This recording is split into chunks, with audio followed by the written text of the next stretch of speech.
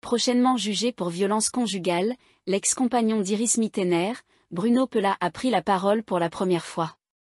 C'était pourtant le grand amour entre eux. Ce 27 septembre 2024, Iris Mittener, ancienne Miss Univers 2016, a déposé une plainte contre son compagnon Bruno Pelat pour violence conjugale. Les faits dénoncés par cette dernière remontent à la nuit du 23 au 24 septembre. Selon l'accusation, le jeune homme aurait posé main sur l'ancienne reine de beauté puis frappé sa tête contre un mur. Une violence qui a particulièrement affecté Iris Mittener. Bruno Pelat est donc accusé de violence physique et verbale.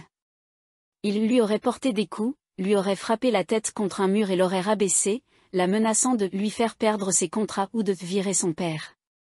C'est donc suite aux propos de l'ancienne Miss que le jeune homme a été placé en garde à vue.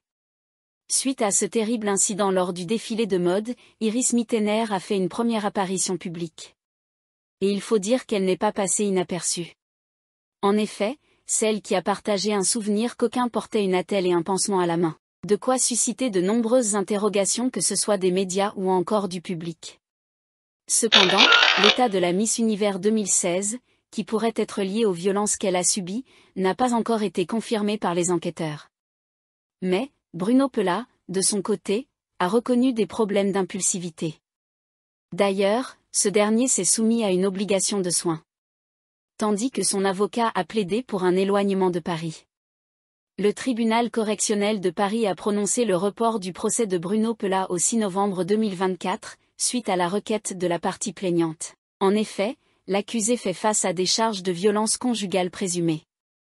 Notamment survenues entre juin et septembre 2024 à Paris. Ainsi qu'à une accusation d'usage de stupéfiants, spécifiquement de cannabis.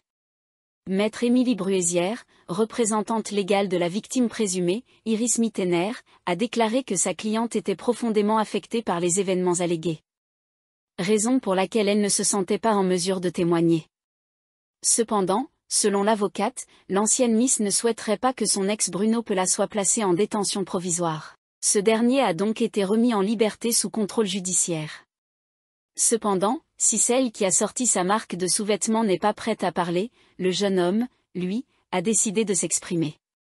Selon nos confrères du Parisien, Bruno Pelat a pris la parole et a tenu à confirmer sa rupture avec Iris Mittener. Mais il ne s'est pas arrêté là. En effet, le jeune homme a également fait quelques confidences. Mon impulsivité est un problème. Je ne vais plus entrer en contact avec elle.